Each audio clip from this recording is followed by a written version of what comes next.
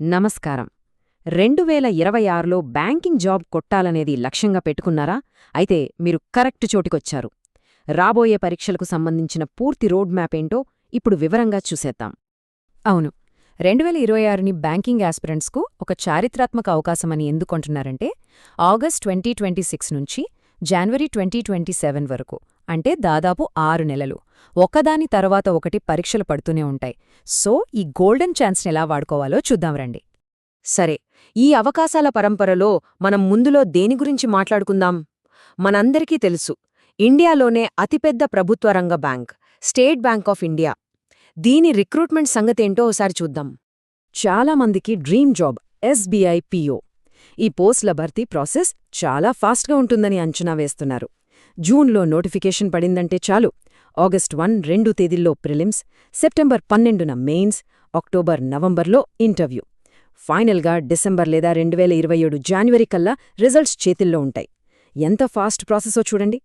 సరే, ఈ ప్రాసెస్లో మొదటి అడ్డంకి ప్రిలిమ్స్ ఎగ్జామ్.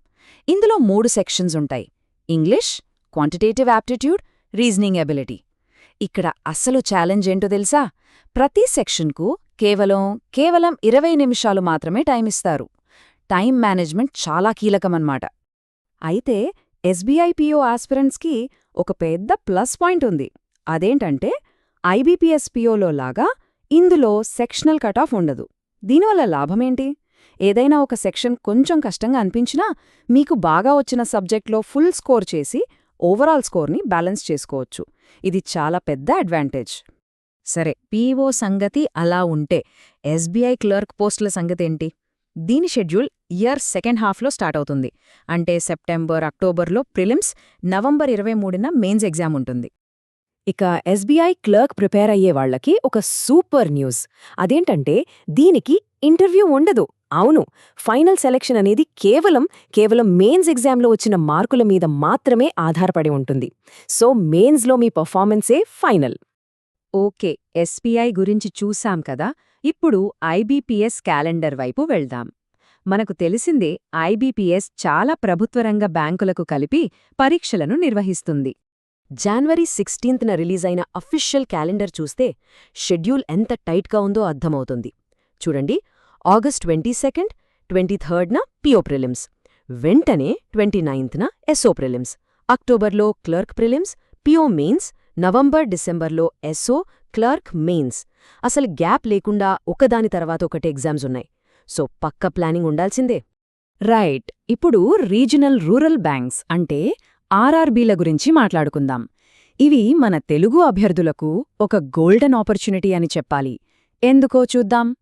2026లో ఒక ఇంట్రెస్టింగ్ చేంజ్ ఏంటంటే, ఆర్ఆర్బీ ఎగ్జామ్స్ని ఇయర్ ఎండింగ్కు షిఫ్ట్ చేశారు. దీనివల్ల మనకొక స్ట్రాటజిక్ అడ్వాంటేజ్ దొరుకుతుంది. ముందు ఎస్బీఐ, ఐబీపీఎస్ పిఓ లాంటి పెద్ద ఎగ్జామ్స్ మీద ఫుల్ ఫోకస్ పెట్టి, ఆ తర్వాత ఆర్ఆర్బీలకు ప్రిపేర్ అవ్వడానికి మంచి టైం దొరుకుతుంది. అసలు ఆర్ఆర్బీల యొక్క అతి పెద్ద ప్లస్ పాయింట్ ఏంటో తెలుసా? ఈ ఎగ్జామ్ని మనం మన సొంత భాషలో, అంటే తెలుగులో రాసుకోవచ్చు. ఇది నిజంగా చాలామంది ఆస్పిరెంట్స్కి ఒక వరం లాంటిది. ఇంగ్లీష్లో ఇబ్బంది పడే వాళ్లకి ఇదొక గేమ్ చేంజర్. ఇక వేకెన్సీల సంగతికొస్తే అస్సలు తక్కువ అంచనా వేయొద్దు. ఆఫీసర్, అసిస్టెంట్ పోస్టులు రెండూ కలిపి ఏకంగా 8,000కు పైగా ఉద్యోగాలుంటాయని అంచనా వేస్తున్నారు. ఇది చాలా పెద్ద నంబర్. సరే, ఇన్ని పరీక్షలు, ఇన్ని అవకాశాలు బానే ఉంది. కాని వీటికి ఎలా ప్రిపేర్ అవ్వాలి?